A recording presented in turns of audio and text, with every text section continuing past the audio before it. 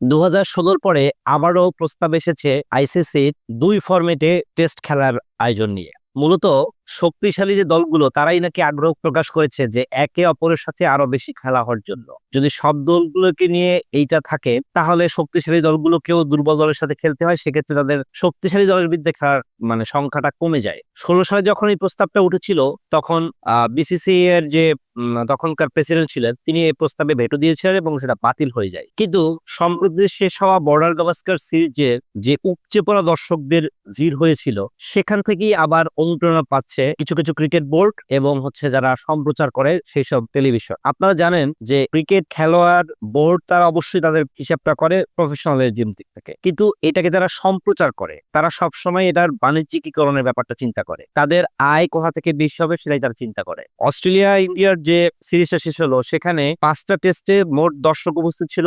8,37,889 জন। সর্বোচ্চ ছিল Melbourne cricket গ্রাউন্ডের তৃতীয় বা চতুর্থ দিনের খেলায় 75,000 দর্শক। এখন এর বাইরেও সারা পৃথিবী থেকে যে পরিমাণ মানুষ টেলিভিশনের পর্দায় এই খেলাগুলো দেখেছেন সেটা তো বলে বোঝানো সম্ভব না। এই আগ্রহ থেকেই তারা ভাবছে যে প্রতিষ্ঠানগুলো যদি এত বড় মানের খেলোয়াড় বেশি বেশি আয়োজন করতে তাহলে তাদের আয়টা ভালো হবে। আর বোর্ডগুলো চিন্তা করতেছে যে এই ধরনের খেলা খেললে তাদেরও আয় অনেক বেশি হবে। কি আছে এই ফরম্যাটের মধ্যে 2টা ভাগে ভাগ করা হয়েছে মোট দলগুলোকে, যার একটা গ্রুপে রাখা হয়েছে শক্তিশালী দলগুলোকে, আর একটা রাখা হয়েছে নবীন এবং তুলনামূলকভাবে যারা দুর্বল দল তাদেরকে। শক্তিশালী স্কোয়াডে আছে যথারীতি Australia, England, India, Sri Lanka, Pakistan, New Zealand, south Africa.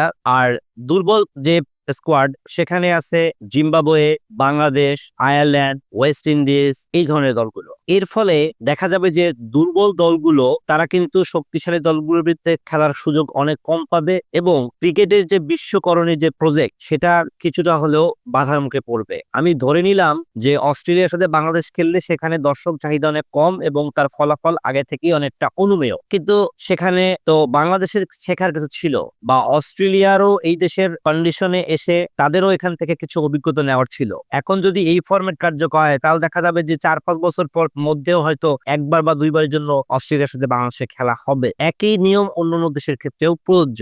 এখন বর্তমানে এই যে প্রস্তাব সেখানে নাকি ভারতীয় ক্রিকেট বোর্ড তার পাশাপাশি ইংল্যান্ড এবং অস্ট্রেলিয়াও হ্যাঁ বলেছে। তাহলে দেখা যাবে যে 3 মূলত যেহেতু ইয়েস বলে দিয়েছে, এখানে অন্য যে সদস্য রাষ্ট্রগুলো আছে তারা বিপক্ষে খুব একটা ভোট দিবে না, আর দিলেও হয়তো কেউ টিকতে পারবে না। কারণ বিসিসিআই বা ক্রিকেট অস্ট্রেলিয়া বা ইংল্যান্ড ক্রিকেট বোর্ড তারা অনেক শক্তিশালী, তাদের অনেক টাকা আছে এবং তাদের লবিং অনেক স্ট্রং। এই যে বাণিজ্যিকরণ এটা নিয়ে ছোট দলগুলা অনেক দুশ্চিন্তায় ভুগছে। পক্ষান্তরে যারা শক্তিশালী দল তারা তাদের ক্রিকেটকে আরো বেশি সমৃদ্ধ করার চেষ্টা করতেছে। এখন চূড়ান্ত সিদ্ধান্তের জন্য আমাদের আইসিসির পরবর্তী সভায় কি হয় সে পর্যন্ত অপেক্ষা করতে হবে। ধন্যবাদ সবাইকে।